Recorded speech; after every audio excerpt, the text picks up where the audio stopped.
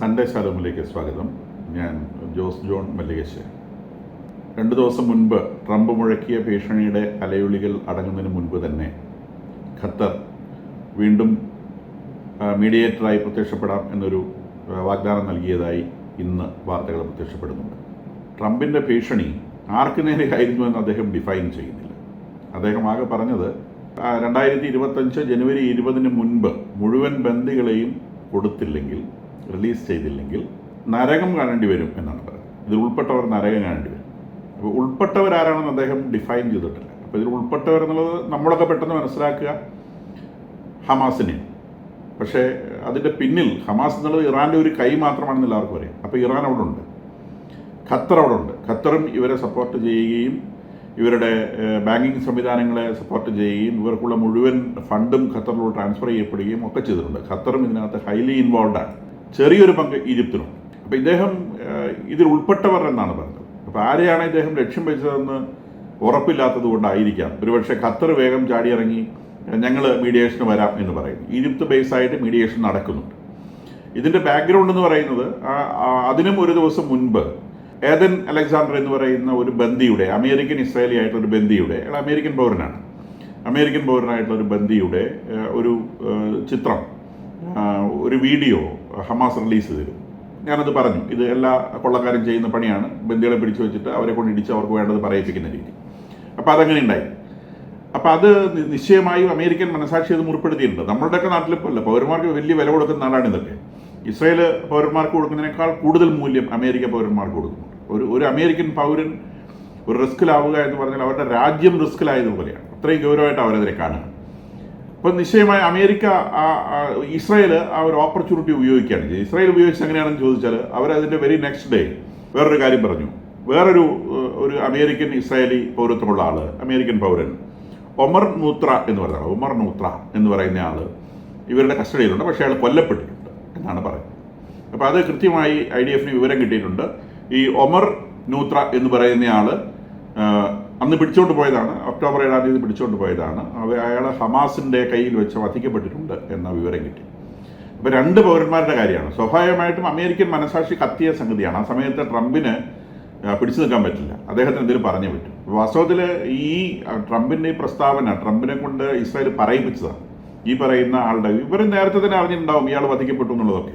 കാരണം ഇവർ നേരത്തെ മുതലേ പറയുന്നുണ്ട് 97 ബന്ദികൾ ഇവരുടെ കസ്റ്റഡിയിലുണ്ടെന്നും അതിൽ 33 പേര് വധിക്കപ്പെട്ടിട്ടുണ്ടെന്നൊക്കെ ഇവർ നേരത്തെ മുതൽ പറയുന്നുണ്ട്. പക്ഷേ ആ വധിക്കപ്പെട്ടവരുടെ ഡീറ്റെയിൽസ് ഇവർ പുറത്തുവിടാത്തതാണ്. കാരണം സ്വാഭാവികമായിട്ടും ആർക്കാണെങ്കിലും നോവും. സ്വന്തം കുഞ്ഞ് മരണപ്പെട്ട് ഫ്രീസറിലാണ് ഇവരുടെ കയ്യിൽ ഇരിക്കുന്നതെന്ന് പറയുമ്പോൾ ആർക്കാണെങ്കിലും നോവും. അപ്പോൾ ആ ഒരു നോവൽ ഒഴിവാക്കാൻ വേണ്ടി ഈ വധിക്കപ്പെട്ടവരുടെ ഐഡൻറ്റിറ്റി ഇവർ ഇതുവരെ റിലീസ് ചെയ്തിരുന്നില്ല. അപ്പോൾ ഈ ഒരു കറക്റ്റ് സമയം നോക്കി IDF ഒരു ഐഡൻറ്റിറ്റി റിവീൽ ചെയ്തതാണ് അമേരിക്ക കൊണ്ട് സംസാരിപ്പിക്കാൻ വേണ്ടി. അപ്പോൾ സ്വാഭാവികമായിട്ടും അമേരിക്ക സംസാരിച്ചു കഴിഞ്ഞാൽ ഹമാസിനെ സംബന്ധിച്ച് അവർക്കിനി ഒന്നും പോകാനില്ല. അപ്പോൾ അവരൊക്കെ അത് വലിയൊരു ഭീഷണിയായിട്ട് വരാൻ ഒരു കാര്യമില്ല. കാരണം അമേരിക്ക വരെ നരകത്തിലേക്ക് അയക്കുമെന്ന് പറഞ്ഞാൽ അവരിപ്പോൾ തന്നെ താമസം നരകത്തിലാണ്.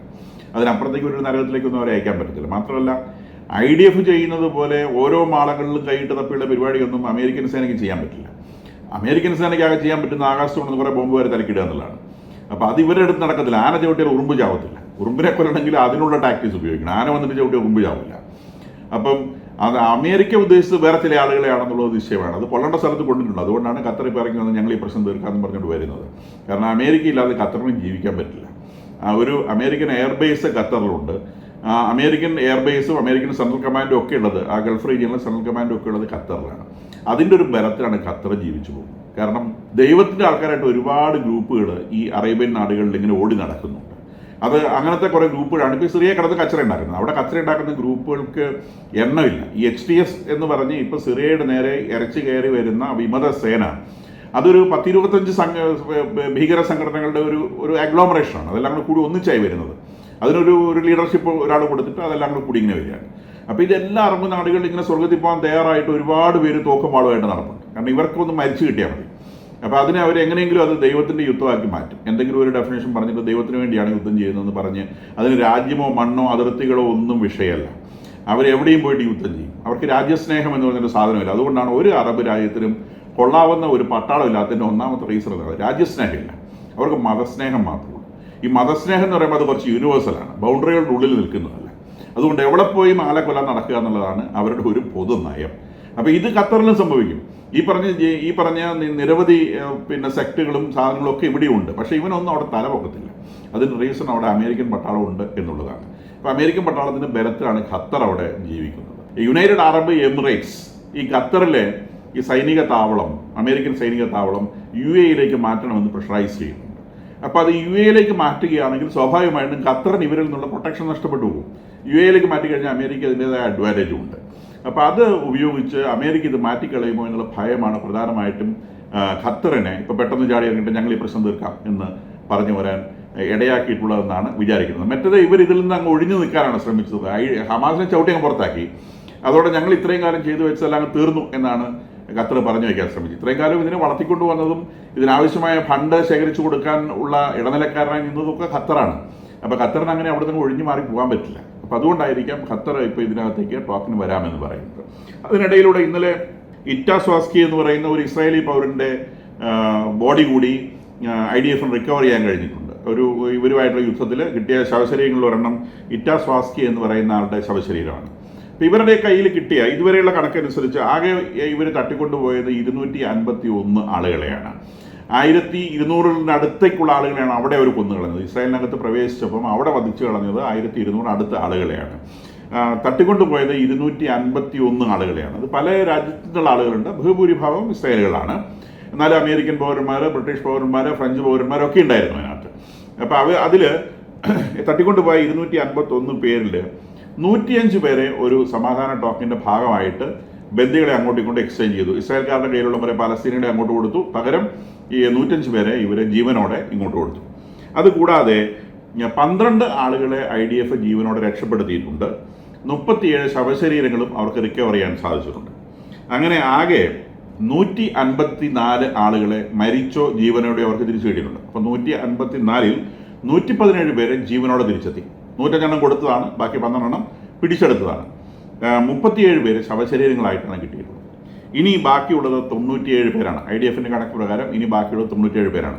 ആ 97-ൽ നിന്ന് ഒരാളുടെ ശവശരീരമാണ് ഇപ്പം കിട്ടിയെന്ന് പറയുന്നത്. ഇനി 96 പേരാണ്. അപ്പോൾ ഇവർ പറയുന്നത് 33 ആളുകൾ കൊല്ലപ്പെട്ട നിലയിലും ബാക്കിയുള്ളവർ ജീവനോടെയുമാണ് ഇവരുടെ കയ്യിലുള്ളതെന്നാണ് IDF പറയുന്നത്. അപ്പോൾ ഇവരെ തിരിച്ചു തന്നാലേ ഈ പ്രശ്നം തീരുള്ളൂ. അപ്പോൾ എപ്പോഴും പറയുന്നത് ഇവരെ തിരിച്ചു തരും. അപ്പോൾ ഹമാസ് ഇതിന് പകരം ഒരു വീഡിയോ ഇറക്കിയിട്ടുണ്ട്. ഈ ട്രംപിൻ്റെ ഭീഷണിക്ക് ട്രംപ് എക്സ് പ്ലാറ്റ്ഫോമിലാണ് ഈ ഭീഷണി മുഴക്കിയിട്ടുള്ളത്. അപ്പോൾ അതിന് മറുപടിയായിട്ട് ഹമാസിൻ്റെ ഒരാളെന്ന് പറയുന്ന ഒരാൾ, കാരണം ഹമാസിൻ്റെ ആൾക്ക് 2 കണ്ണ് മാത്രമേ ഉള്ളൂ, ബാക്കിയുള്ളത് മൊത്തം മൂടിക്കെട്ടി വെച്ചിരിക്കുകയാണ്. ഇപ്പോഴും നല്ല ധൈര്യമുണ്ട് അവർക്ക് ആളുകളുടെ മുൻപിൽ പ്രത്യക്ഷപ്പെടാൻ. അപ്പോൾ കംപ്ലീറ്റ് മൂടി വെച്ചിട്ടുള്ള ഒരു പ്രസ്താവനയാണ്. അതായത് ഈ 31 പേര്, അതായത് അവരുടെ കയ്യിലുള്ള 33 ഡെഡ് ബോഡികൾ ഇത് നെതന്യാഹു കൊന്നതാണ് എന്ന് പറഞ്ഞാൽ നെതന്യാഹുവിൻ്റെ ഇസ്രായേലിൻ്റെ ആക്രമണത്തിനിടയിലൂടെ ഇവരെ പിടിച്ചു വെച്ചിരുന്ന ബന്ദികളുടെ തലയെ കൊണ്ട് പോകുമ്പോൾ നെതന്യാഹു കൊന്നതാണ്. കൂടുതൽ ആളുകൾ ചാവുണ്ടെങ്കിൽ വളരെ വേഗം ഈ പ്രശ്നം തീർത്തോളൂ എന്നാണ് അയാളുടെ വാണിങ്ങിൻ്റെ ഭാഗമായിട്ടുള്ളത്. അപ്പം ഇതിനൊരു മറുപടി വീഡിയോ ആയിട്ട് ഹമാസ് ഇറക്കിയിട്ടുള്ള സംഗതി അതാണ്. അത് ഇന്നലെയൊക്കെ എല്ലാ ടെലിവിഷൻ ചാനലുകളിലും അത് പ്രത്യക്ഷപ്പെടുന്നുണ്ട്. ഒരു ഭീകരൻ ഇങ്ങനെ മൊത്തം മൂടിക്കെട്ടിയിട്ട് ഇത് പറയുന്ന കാര്യം.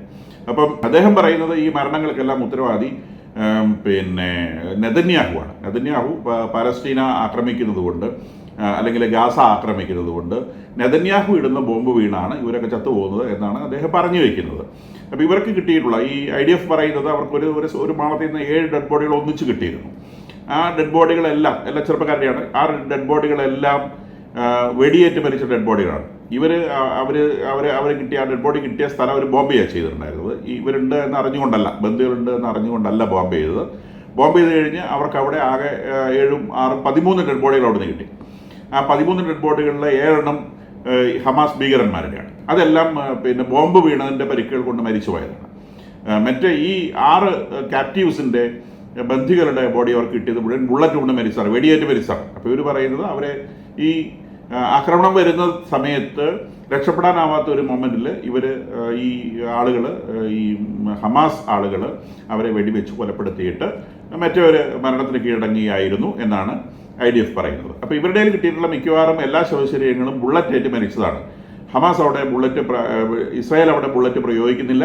ഇസ്രായേൽ അവിടെ ചെയ്യുന്നത് ബോംബിംഗ് ആണ്, അല്ലെങ്കിൽ ഷെല്ലിംഗ് ആണ്. ഷെല്ലിംഗ് എന്ന് പറഞ്ഞാൽ ടാങ്കിൽ നിന്ന് ഷെൽ അയക്കുകയാണ് ചെയ്യുന്നത്. ഷൂട്ട് ചെയ്യാനുള്ള അവസരങ്ങളില്ല. കാരണം ഇവരേതെങ്കിലും ബിൽഡിങ്ങിനകത്തോ സ്കൂളിനകത്തോ ഹോസ്പിറ്റലിനകത്തോ പള്ളിക്കകത്തോ കയറി ഇരുന്നിട്ടാണ് ഈ സാധനങ്ങൾ, റോക്കറ്റുകൾ അയക്കുന്നത്. അപ്പോൾ റോക്കറ്റ് അയച്ച റീജിയണിൻ്റെ മുകളിൽ ബോംബ് ചെയ്യുക എന്നുള്ളതാണ് ഇസ്രായേൽ ചെയ്യുന്ന റിറ്റാലിയേഷൻ പരിപാടി. അപ്പോൾ ഇതാണ് ഇതിനെ സംബന്ധിച്ചുള്ള കണക്കുകൾ. 2025 മുൻപ്, ജനുവരി 20 മുൻപ് പ്രശ്നം തീർക്കണമെന്നുള്ള ട്രംപിൻ്റെ വാണിംഗ് അവിടെ നിൽക്കുന്നു. ഈ ഖാസ ഭരണത്തെ സംബന്ധിച്ചും ചില നീക്കങ്ങൾ നടക്കുന്നുണ്ട്. ഖാസയിൽ ഫാത്ത പാർട്ടിയും ഹമാസും കൂടി കൈകോർത്തുകൊണ്ട് ഭരിക്കാമെന്നുള്ളൊരു ഇക്വേഷൻ ഈജിപ്തിൽ ഉരുത്തിരിയുന്നതായിട്ട് പറയുന്നുണ്ട്. അതായത് ഹമാസ് കുറച്ച് വിട്ടുകൊടുക്കാൻ തയ്യാറാവുന്നു എന്നാണ്. പക്ഷേ ഇസ്രായേൽ ഇതിനൊന്നും വഴങ്ങുന്ന പ്രശ്നമില്ല. ഇസ്രായേൽ പറയുന്നത് അവിടെ ഹമാസിനെ തൊടിക്കില്ല, ഫാത്ത പാർട്ടിയും പറ്റില്ല എന്നാണ്. പക്ഷേ ആത്യന്തികമായിട്ട് അവിടെ സൊല്യൂഷൻ കണ്ടെത്തിയേ പറ്റൂ. അത് ഹമാസ് ഒഴിവാക്കിയുള്ള സൊല്യൂഷൻ ആവണമെന്ന് നിശ്ചയമായിട്ടും ഇസ്രായേൽ നിർബന്ധമുണ്ടാവും. ഹമാസിനെ ഇനി അവർ റീഗ്രൂപ്പ് ചെയ്യാൻ സമ്മതിക്കില്ല.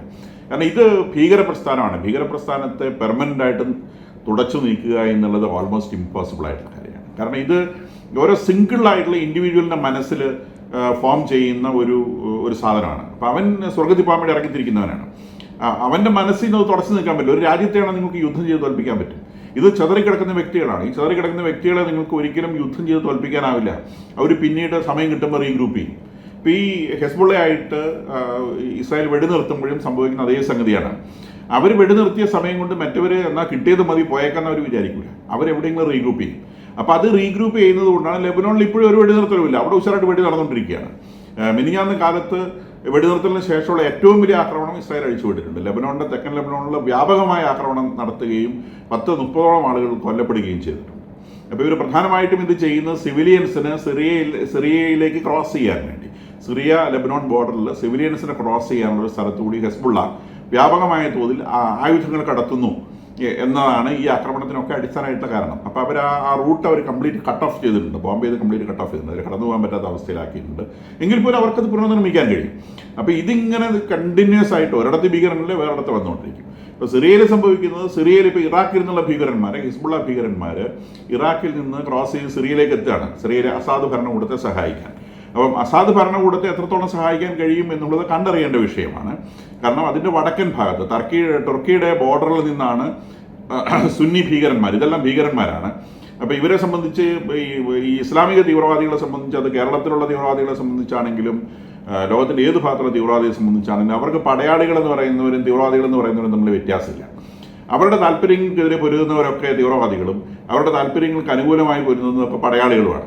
ഇപ്പോൾ സിറിയയിൽ വാസ്തവത്തിൽ തീവ്രവാദികൾ തമ്മിലാണ് യുദ്ധം. ഹിസ്ബുള്ള തീവ്രവാദികളും ഈ സുന്നി തീവ്രവാദികളും, അത് IS തീവ്രവാദികൾ ഇപ്പോൾ HTS എന്നൊരു പേരിലാണ് ഇപ്പോൾ വരുന്നത്, അവർ തമ്മിലാണ് വാസ്തവത്തിൽ യുദ്ധം നടക്കുന്നത്. തീവ്രവാദിയും തമ്മിലാണ്. പക്ഷേ ഇവരെ ഈ ഇസ്ലാമിക തീവ്രവാദികളെ സംബന്ധിച്ച്, കേരളത്തിലെ ഇസ്ലാമിക തീവ്രവാദികളെ സംബന്ധിച്ചാണെങ്കിൽ ഹെസ്ബുള്ള എന്ന് പറയുന്നത് പടയാളിയാണ്, മറ്റവൻ തീവ്രവാദിയാണ്. ഇപ്പോൾ ഇവിടെ ഇരുന്ന് പറയുന്നത് സുന്നിയാണെങ്കിൽ പോലും അവൻ്റെ താല്പര്യം ഈ ഹിസ്ബുള്ളയ്ക്ക് അനുകൂലമായത്, ഹിസ്ബുള്ള ഷിയാക്കളാണ്, അനുകൂലമായതുകൊണ്ട് അവൻ ഇവനെ പോരാളി എന്ന് വിളിക്കും, മറ്റവനെ തീവ്രവാദി എന്ന് വിളിക്കും. അപ്പോൾ അവൻ തീവ്രവാദിയും ടെററിസ്റ്റുമാണ്. അപ്പോൾ ഈ എർദോഗൻ്റെ പിന്തുണയോടെ കയറി വരുന്ന ഈ തീവ്രവാദികളും ടെററിസ്റ്റുമായിട്ടുള്ള ആളുകൾ സിറിയയിലേക്ക് പ്രവേശിക്കുന്നു. സിറിയയിൽ ഞാൻ നേരത്തെ സൂചിപ്പിച്ചു 100,000 തീവ്രവാദി ഗ്രൂപ്പുകളുണ്ട്. അത് അഗ്ലോമറേഷനാണ്, അതിൽ സുന്നികളുടെ ഒരു അഗ്ലോമറേഷനാണ് ഇപ്പോൾ വടക്ക് നിന്ന് ഇങ്ങോട്ട് കയറി വരുന്നത്. അതിനെ റഷ്യ പോയിട്ട് ബോംബ് ചെയ്യാണ്.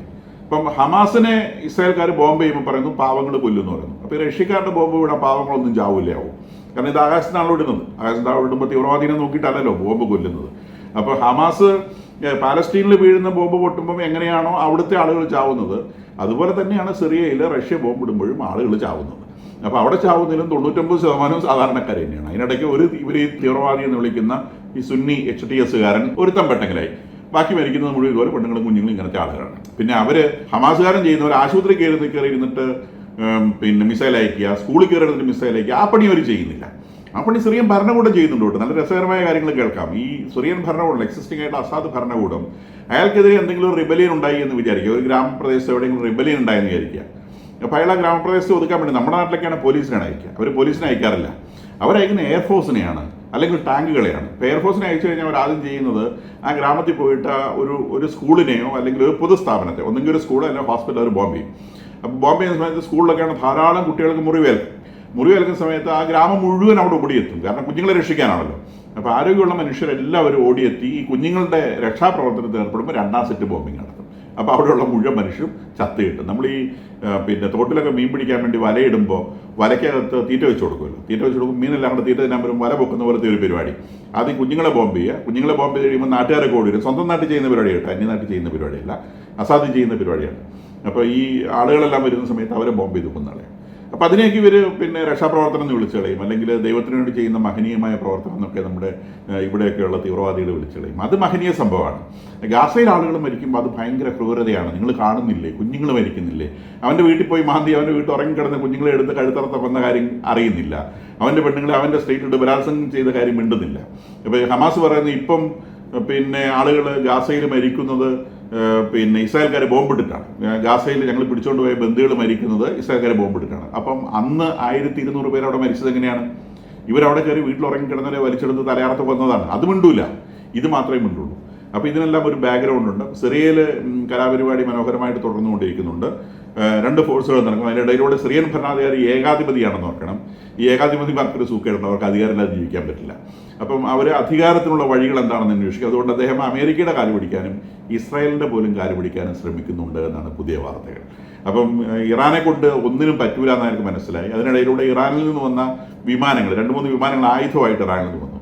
അത് ഇസ്രായേലിൻ്റെ ഫൈറ്റർ ജെറ്റുകൾ സിറിയയുടെ എയറിൽ വെച്ച് തിരിച്ചയച്ചിട്ടുണ്ട്. സിറിയയുടെ എയറിൽ വെച്ചിട്ട് ഇവർ ഫൈറ്റർ ജെറ്റുകൾ പിന്നെ അവിടുന്ന് ഇറാനിൽ നിന്ന് ആയുധങ്ങളുമായി വരികയും അത് ഹിസ്ബുള്ളയ്ക്കുള്ള ആയുധമാണ് എന്ന് ഇൻ്റർപ്രറ്റ് ചെയ്തുകൊണ്ട് ഇസ്രായേലി ഫോഴ്സുകൾ അതിനെ തടയുകയും ഒന്നുകിൽ തിരിച്ചു പോവുക അല്ലെങ്കിൽ വെടിവെച്ച് വിടുമെന്ന് പറഞ്ഞതിൻ്റെ പേരിൽ തിരിച്ചു പോവുകയും ചെയ്തിട്ടുണ്ട്. ഇതൊക്കെ എല്ലാ ഇൻ്റർനാഷണൽ മീഡിയ റിപ്പോർട്ട് തന്നെ ഈ കാര്യം സംഭവിച്ചിട്ടുള്ളത് സിറിയയുടെ എയറിൽ വെച്ചിട്ടാണ്. സിറിയയുടെയും ഇറാഖിൻ്റെയും എയറിൽ വെച്ചിട്ടാണ്. ഇറാഖിൻ്റെ എയറിൽ വെച്ചും ഇത് സംഭവിച്ചത്. അപ്പോൾ അവരുടെ അവിടുത്തെ അപ്രമാദിത്വം എത്ര വലുതാണെന്ന് മനസ്സിലാക്കണം. മറ്റു രാജ്യങ്ങളുടെ എയറിൽ കയറിയിട്ട് ഈ ഹിസ്ബുള്ളയ്ക്ക് ആയുധങ്ങൾ വരുന്നുവെന്ന് സംശയം തോന്നുന്ന എല്ലാ ഫ്ലൈറ്റുകളെയും അതുപോലെ തിരിച്ചയക്കുന്നുണ്ട്. ഇല്ലെങ്കിൽ താഴെ ഇടുമെന്ന് പറഞ്ഞ് അവരവിടെ പ്രതിരോധം സൃഷ്ടിച്ചിട്ടുണ്ട്. അത്രയും പവർഫുൾ ആയിട്ടാണ് ഇസ്രായേൽ ഇപ്പോൾ അവിടെ എക്സിക്യൂട്ട് ചെയ്യുന്നത്. സിറിയ ആത്യന്തികമായി ഇസ്രായേലിൻ്റെ കാല് പിടിക്കേണ്ടി വരും എന്നാണ് എല്ലാ സൂചനകളും കാണിക്കുന്നത്. കാരണം റഷ്യയുടെ ഈ മാസീവ് ബോംബിംഗ് കൊണ്ടൊന്നും ഈ താഴെക്കൂടെ പോകുന്ന ഭീകരന്മാരെ തടയാനാവില്ല. അവർ കയറി വരും. ഇവരുടെ പട്ടാളം, സിറിയൻ ഔദ്യോഗിക പട്ടാളം വാലുപൊക്കി ഓടുകയാണ്.